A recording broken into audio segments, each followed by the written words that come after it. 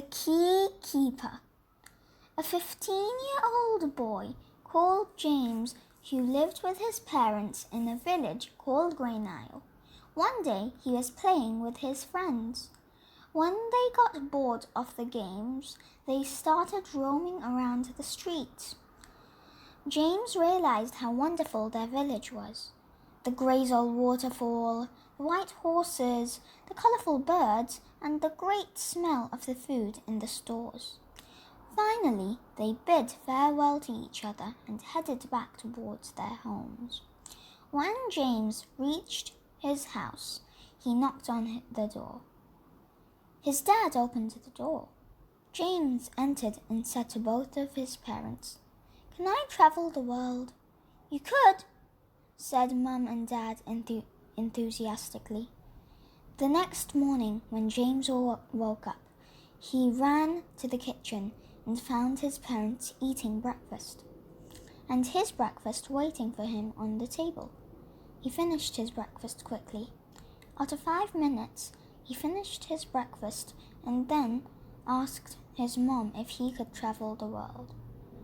Now, his mom said, "Okay, but you have to get dressed and pack up your things first." So James got up and dressed and packed up all of his clothes. After that, he waved farewell to his parents. Then he got out, went to each of his friends' house, and said bye to them too.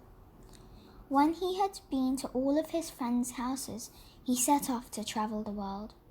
After 1 hour, he came in front of a large mountain. He started to climb it, and as he got higher, it got colder. He wrapped his arms around himself, but he started to shake. When he finally reached the top, he needed to go down. James found it harder to go down, so it took longer than climbing up the mountain. When he got to the bottom of the mountain, he saw an enormous river.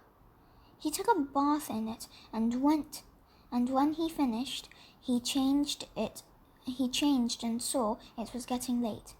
James found a cave to spend the night in, and he slept there. The next day, James woke up and was eager to go out and see amazing nature. When he got out of the cave, he saw the sun shining brightly, the beautiful sound of the birds singing, and felt the soft breeze kissing his face. As he ventured across the valley, he came in front of a forest. He entered it and saw keys growing on trees. James's mouth was wide open, and he was staring at each key with great curiosity. After some time, he saw a bright white light coming from the sky. He covered his eyes with his hand and saw the light coming closer to the ground. Slowly, when it touched the ground, it took the form of an angel. James took his hand away from his face, amazed. The angel had a beautiful shining white dress and golden hair. She said, "Welcome. You are the new keeper of the keys, but beware of the witch that lives here and is going to try to take the keys. The only way to protect the keys is with the protective key."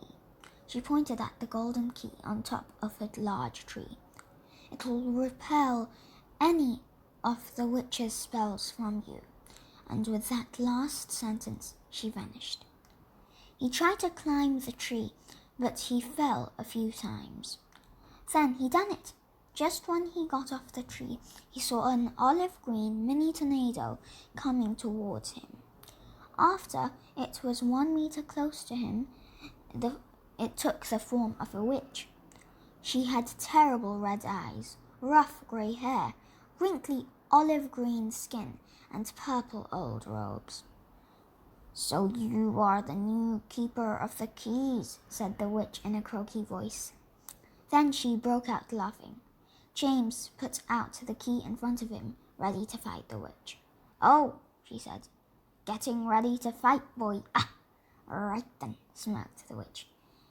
She pulled other wand from her pocket and tried to put a spell on the keys, but James dived in time to the direction of the spell, and the protective key repelled the spell, and the spell was heading towards the witch.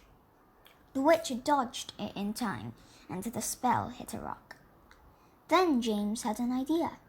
He would always make the key face the rock, because when the spell repelled off the key, and if the witch dodged it, the spell wouldn't cause any damage to the trees or keys. It would just hit a rock. The witch clenched her fists, and this time she tried to put a spell on James, but he put the key in front of him, and the key repelled the spell. Headed towards the witch. The witch dodged the spell, and the spell hit the rock. The fight went on for at least 1 hour, and then the witch tried to make James into water by using a spell. But the key repelled the spell, and it headed straight towards the witch. And this time the spell hit the witch, and she turned into water instead. James made a small grin when the witch was gone. Then the same bright white light appeared in the sky. It came lower and lower until it reached the ground, and the angel appeared in front of him again. She said, "Well done! You have defeated the witch, but you are still the keeper of the keys. I have made a cave that only you and your parents can see. Keep that key with you. I will lead you and your parents there when you get back to your village." And with that last sentence, the angel disappeared once again. James travelled back to his house and knocked on the door. His mum opened it, and then she hugged him so tightly that he could barely breathe. His dad came rushing towards him, and he hugged James as tight as his mum. Then they both let go of him, and his dad asked him, "How was the adventure, James?" "I got to see a forest where keys grow on the trees," said James. "Oh, really?" said his mum in an "I don't believe you" voice. "Indeed," said a similar voice behind James. He turned around. It was the angel again. Both James and parents had shocked faces. "Follow me," she said softly. James and his parents followed the angel.